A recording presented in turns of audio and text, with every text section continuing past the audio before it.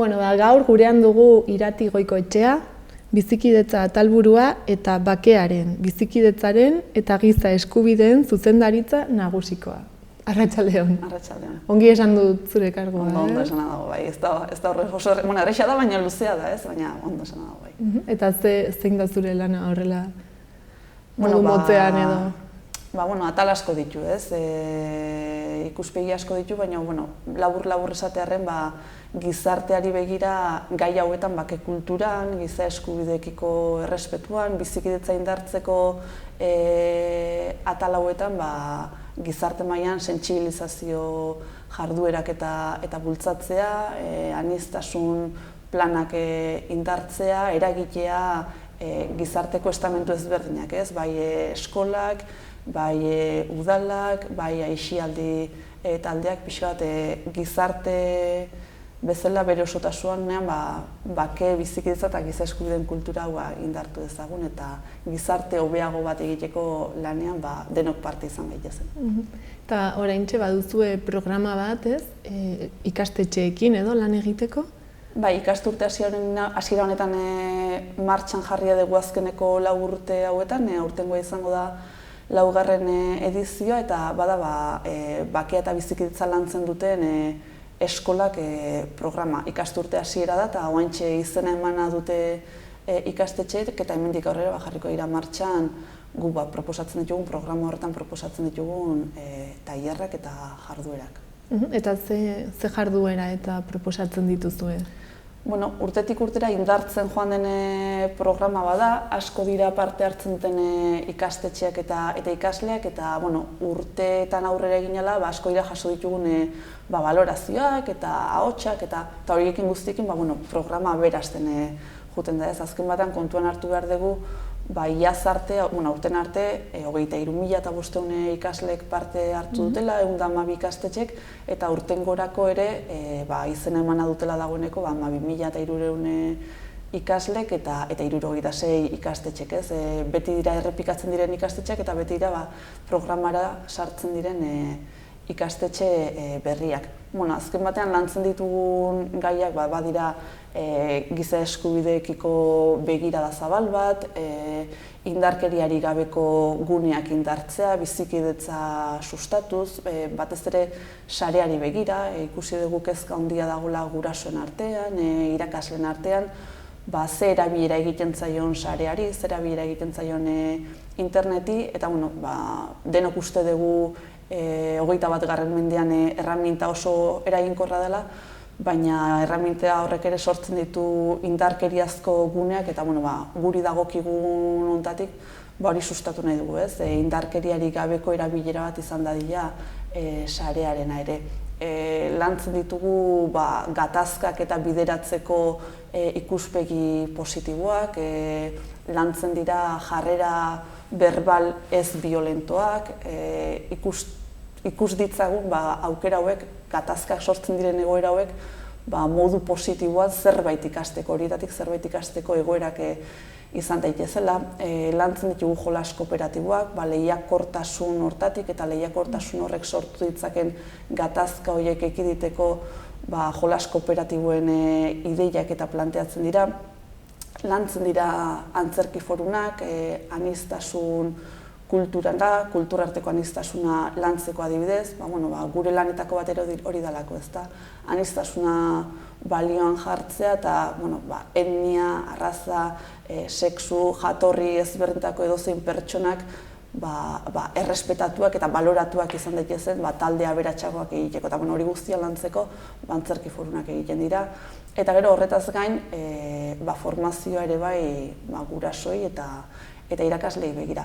Guztiak dira tailer esperimentalak, metodologia sozioafektiboa erabiltzen dutenak, ideia da pixkat ikasle bakoitzak, guraso bakoitzak, irakasle bakoitzak bere emozioak eta sentipenak ezagutza identifikatzea eta besteenak ezagutza identifikatzea eta errespetatzea. Eta hortarako bilatzen dute tailer hauek ikaslek modu aktiboan parte hartzea egoera ezberdinetan bere burua ikustea, sentitzea, zer sentitzen den egoera ezberdin horietan, hausnartzea, eztabaidatzea, eta hortik ondorioak ateratzea, ikasgela ederrago bat sortzeko, herri ederrago bat sortzeko, eta gizarte eta mundu ederrago bat sortzeko. Pixkat begirada hori ere ikasgelatik atera nahi izaten dugulako. Ulertzen dugu eskola herriaren parte dela, eskolan ikasle pertsona asko daude, elkar bizi behar dutenak, baina pertsona eta ikasle horiek ere herriko parte dira, eta herri horiek gizarte zabalago bateko parte dira, ez? Eta elkartzen diren horietan, jakin ondokoarekin harremantzen, ondokoa errespetatzen, ondokoak dituen ezaugarri horiek balioan jartzen, eta hori dena lantzen duguna. Eta berez, programak nola funtzionatzen du? Eskola bakoitzak esaten dizue ze interes duen edo nolakoa da prozesua? Beraiei gure eskaintza iristen zaie eta eskaintza horretan garbi dago ze gai ezberdinei erantzuten dieten gure tailerrek. Ikastetxe bakoitzak duen interesaren arabera tailer jakin bat eskatzen du, tailer bat baino gehiago eskatzen ditu arrazoi ezberdinengatik, gehienek prebentzio modura. Guk ere ulertzen dugu sentsibilizazio lanketa horrek prebentzio modura balio handia duela. Beste ikastetxe batzuetan detektatua dituzte behar batzuk eta hori erantzuteko ikusten dute tailerren bat egokia dela, propio hori eskatzen dute, ez? Eskaera egiten dute aipatutako gai ezberdin horietako bakoitzari erantzuten dion tailerrak eskatuz, eta horri erantzuten saiatzen gara.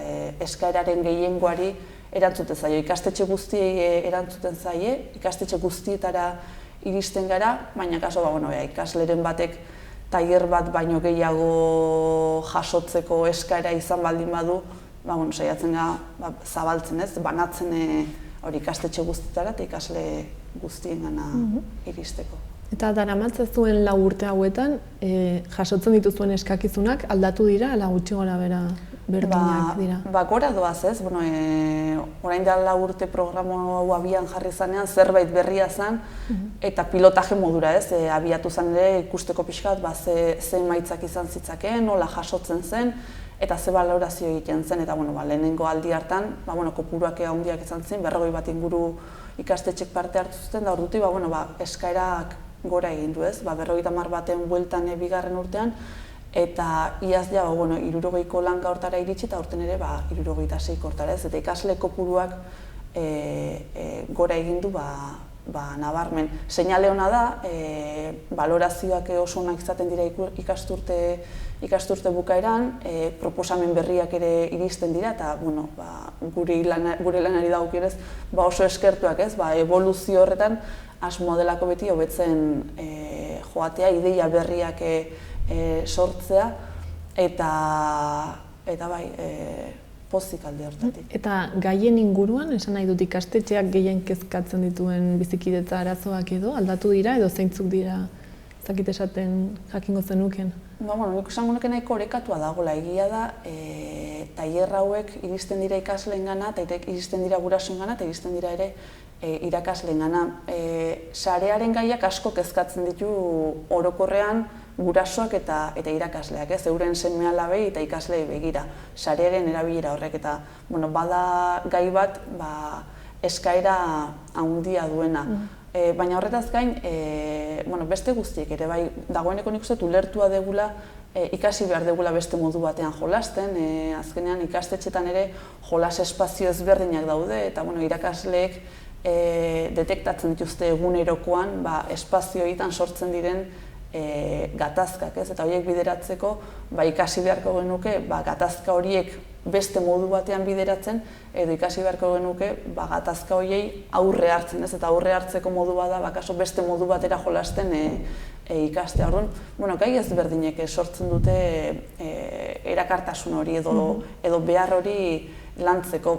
Giza eskubideen gaiak ere eskaera asko izaten ditu, dagoeneko konturatua garelako, geure buruari begiratzeaz gain, gelako bestei begiratu behar diegula, baina gizartera ere gelako 4 paretetatik, hormetatik kanpo ere begiratu behar diogula gizarteari, begiratu behar diogula munduari, munduan zer gertatzen den ulertu behar degula, guztiak ez direla gu bezala bizi, zer egin dezakegun gu hobeto egoteko baina besteak ere hobeto egoteko. Orduan, oso gai ezberdina dira, muinean denek dute kontu bera ez, errespetua, aniztasun hori balioan jartzea, baina gaiak beraiek ezberdina dira eta eskaera aldetik parekatuta jasotzen ditugu eskaerak. Eta tailer hauek zenbat irauten dute? Zer dira, egun batekoak, ala astea, ikasturtea? Denetik dago pixkat. Gehienak 2 orduko tailerrak izaten dira, egun bateko bisita izaten da, baina badira, sarearen kasuan adibidez, 2 momentu ezberdinetan egiten diren bisitak.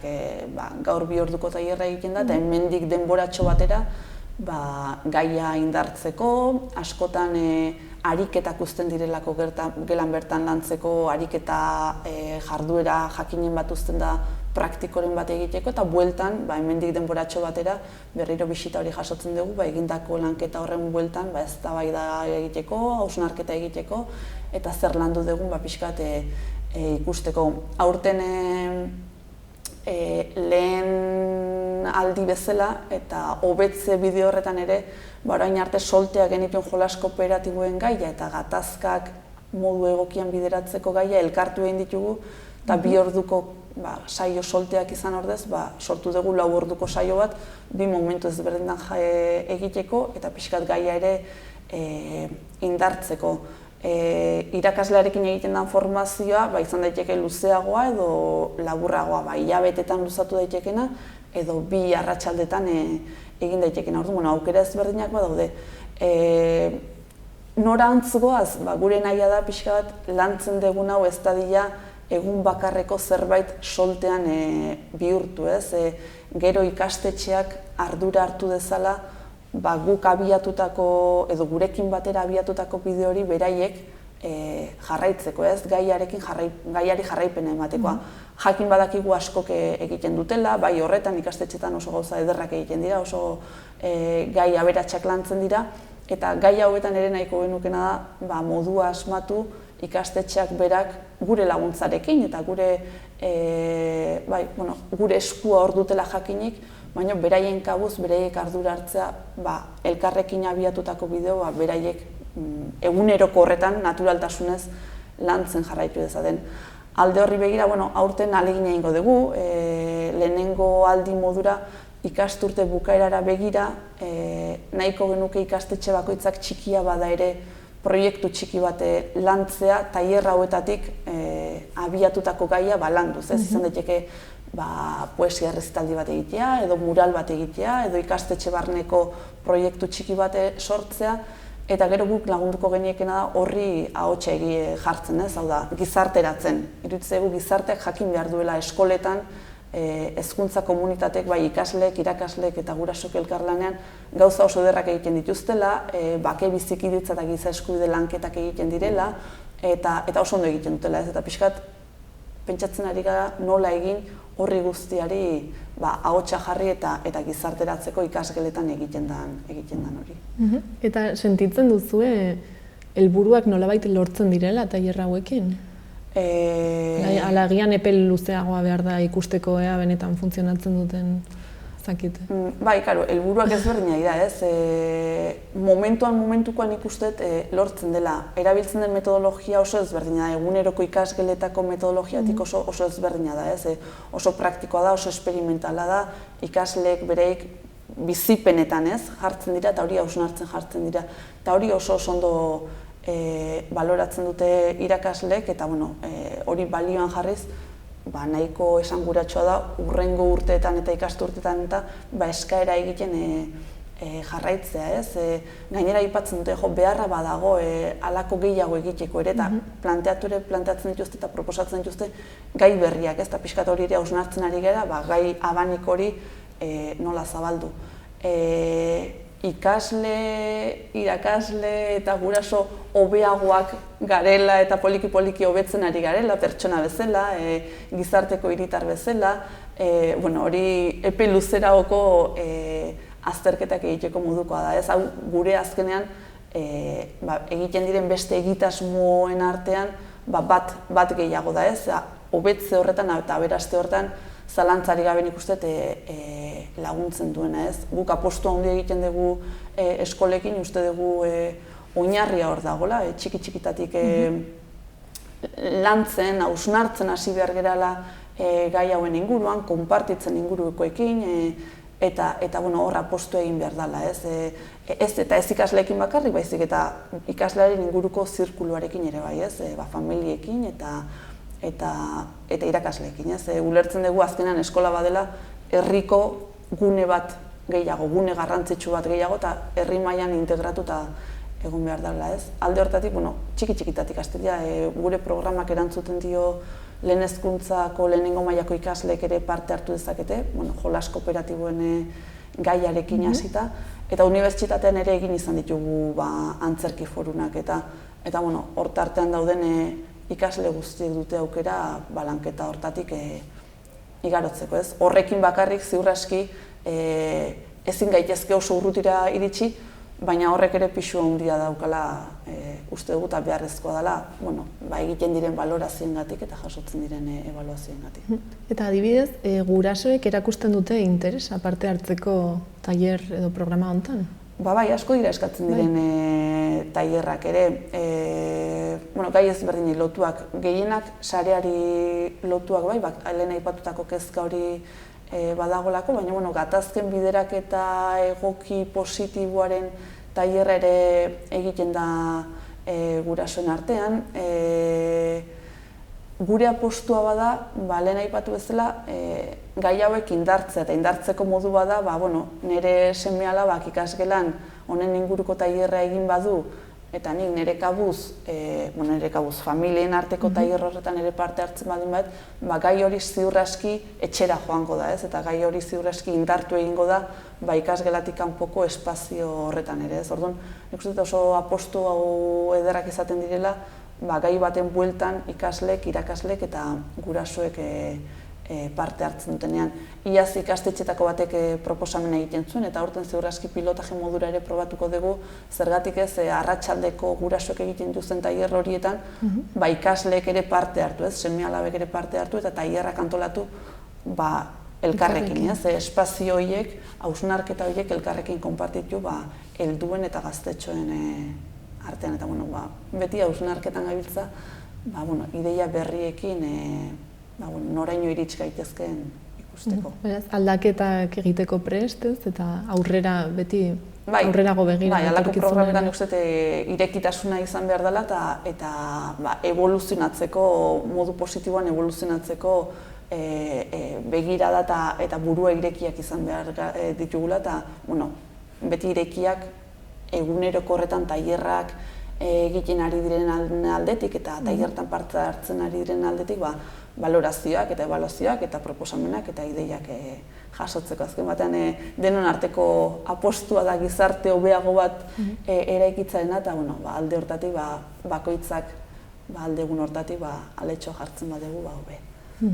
Ez dakit zerbait faltatu izan den esateko edo hemen utziko dugun? Horten berrikuntza modura ere, tailer hori ez gain bi erakusketa ere ikastetxetan erakusgai jartzeko aukera izango dute ikastetxeak, eskatu dute, badabiltza dagoeneko herriko kulturretxetan edo herriko kultur espazioetan guk antolatutako bi erakusketa, bata eskolara bideak, eta bestea bakegintza feministaren 100 urte, batak kontatzen du mundu mailako 10 istorio kontatzen ditu, 10 neska mutilen istorioak eskolara joateko dituzten zailtasunak jartzen ditu agerian, hezkuntza eskubidea balioan jartzeko, guk privilegioak ditugun balioan jartzeko, eta beste batzuk zailtasunak izan arren, zailtasun horiei aurre nola egiten dieten ikusteko. Badabiltza herri ezberdinetan, eta kulturretxetara ere ikastetxeek dagoeneko bisitak egiten dituzte, hori ere elkarlan horretatik, udala, ikastetxea, sinisten dugulako herria bere osotasunean landu behar dugula, ari dira lanketa hori egiten, baina erakusketa ikastetxera bertara ere eraman daiteke. Eta bestetik, badago nazioarte mailan dagoeneko 105 bat urte dituen emakumeen elkarte bat, bakearen eta askatasunaren aldeko nazioarteko emakumeen liga, WILF izenekoa, eta badago erakusketa bat antolatua, beraien 100 urteko bizitza hori kontatzen duena. Hau ere dagoeneko herriz herri dabil, eta ikastetxek ere beraien ikastetxetara eramateko aukera izango dute, eta dagoeneko zenbaitek eskatu dute. Orduan badira, beste formatu bat lanketa horretatik edo bisita horietatik joku asko ematen dutenak gai horiek ere zukutzeko. Ez direla bakarrik tailerrak, ez? Oso ongi, mila esker guzti hau kontatzeagatik, oso interesgarria izan da benetan. Bai, aipatu daitek ere, labur-labur. Tailer hauetara ez dela mugatzen eskolekin egiten dugun lana. Izen ematen dute urtean zeharreko tailer hauetan parte hartzeko, baina gero urtean zehar badira momentu ezberdinak eskolekin lanean jarraitzen dugunak. Hor badago lehiaketa potente bat 2 edizio izan dituna, eta aurten 3. izango duena 2020an, aniztasunaren inguruan lantzen duguna, eta horre ikastetxe asko parte hartzen dute, tailerretan parte hartzen dutenetako batzuk bai, baina horietatik kanpoko beste batzuk ere bai. Eta gero giza eskubideen nazioarteko egunaren bueltan ere, gizarte mailan aste oso bat antolatzen dugu jarduera ezberditekin, eta beti eskolak presente izaten dugu, hezkuntza beti izaten dugu presente, eta beti proposamen horien artean lehen hezkuntzari zuzendutako edo bigarren hezkuntzari zuzendutako jardueraren bat antolatzen dugu. Eta gure urteko lanketa horren barruan ere apiril inguruan beti egiten dugu jardunaldiak bake eta bizikidetzaren inguruan, eta jardunaldi horietan ere izaten dira orokorrean gizarteari irekitako jarduerak edo tailerrak edo hitzaldiak edo izaten dira, baina horietan espezifikoki eta bereziki hezkuntzari zuzendutako saioak antolatzen ere saiatzen gara. Orduan, tailer hauetatik kanpo, ikastetxe barruko tailer hauetatik kanpo saiatzen gara ere ikasle horiek gizarteratzen eta herri mailan edo hiri mailan antolatzen ditugun jardueretara erakartzen beraiei bideratutako jarduerak antolatuz.